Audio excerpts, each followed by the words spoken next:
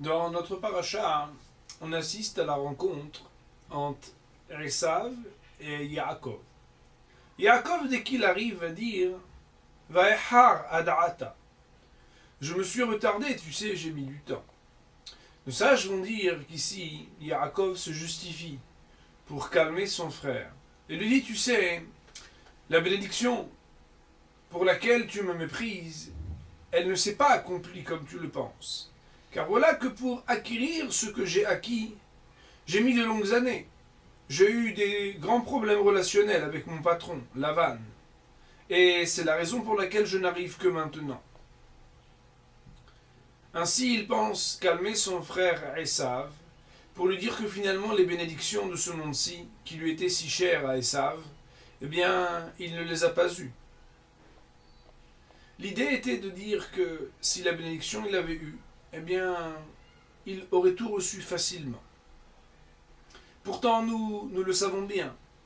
La bénédiction, elle n'est pas dans ce que je reçois de manière facile, mais elle est justement fonction de l'effort que je déploie pour obtenir ce que je souhaite.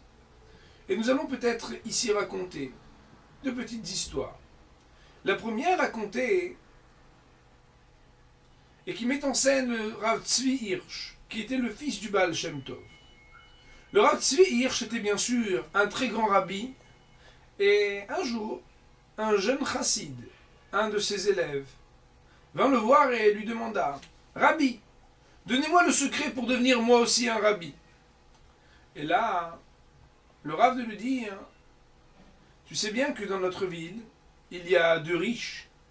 Il y a ce monsieur qui a reçu un grand héritage, qui a de grandes propriétés, et cet autre homme qui, lui, n'avait rien reçu de ses pères, mais qui s'est beaucoup fatigué et qui n'est pas moins riche que l'autre.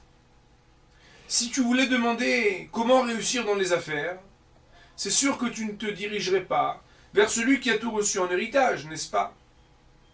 Mais plutôt vers cet homme qui n'est parti de rien et a pu réussir, par son travail, à acquérir de grands biens et de grandes richesses. De la même manière, va donc voir le Rav Aaron de Karlin, car moi, je suis le fils du Baal Shem Tov, et quelque part, j'ai reçu en héritage tellement de facilité pour devenir un grand rabbi, que je ne suis pas celui peut-être qui te donnera les meilleurs conseils. Par contre, eh bien, Rav Aaron de Karlin, lui, ce grand rabbi, ce grand tzaddik, malgré le fait qu'il n'avait pas des parents rabbis, ni des grands-parents rabbis, il a pu devenir un très grand maître de la Torah. C'est certainement à lui qu'il faut s'adresser pour apprendre comment devenir un sage d'Israël.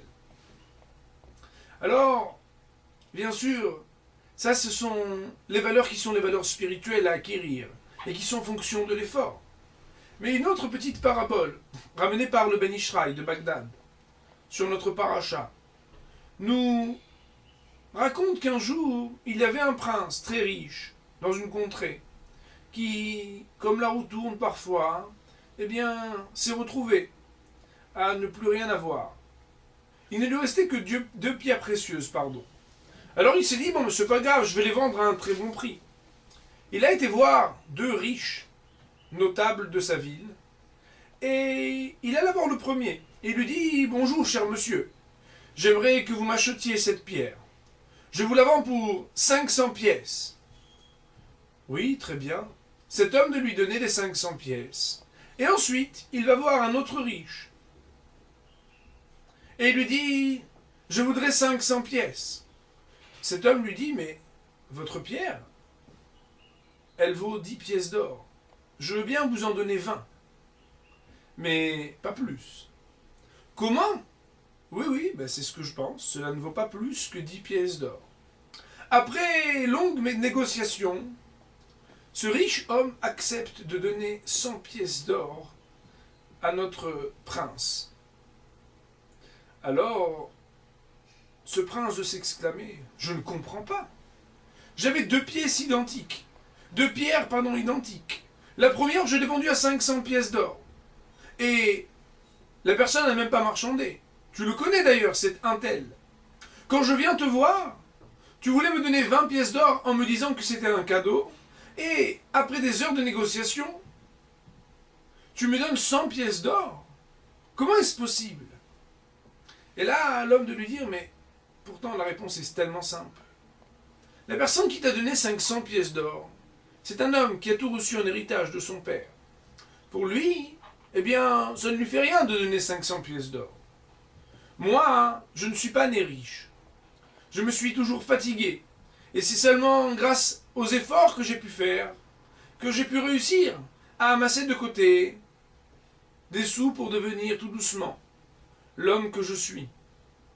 C'est la raison pour laquelle, chaque fois que je dois sortir un sou, je réfléchis à ce que cela m'a coûté et ce que cela m'a demandé d'efforts pour le gagner.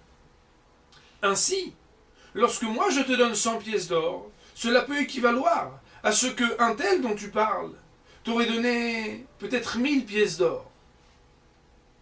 Et là, eh bien, Moraï Verabotai, il faut savoir que le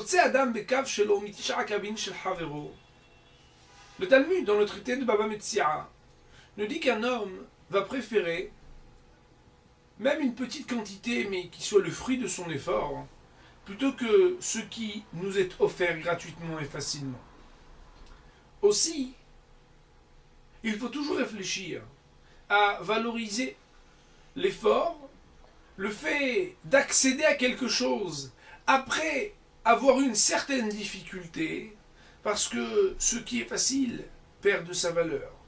Et c'est uniquement lorsqu'on est Yaakov, il a commencé peut-être bas, il était quelque part le second, et lorsqu'on est deux, eh bien c'est le dernier, mais parce qu'il s'est fatigué, eh bien il est devenu Israël. Soyons ses dignes descendants, et n'hésitons pas à faire des efforts, parce qu'il n'y a que le fruit de l'effort qui est le vrai secret du bonheur. Shabbat Shalom.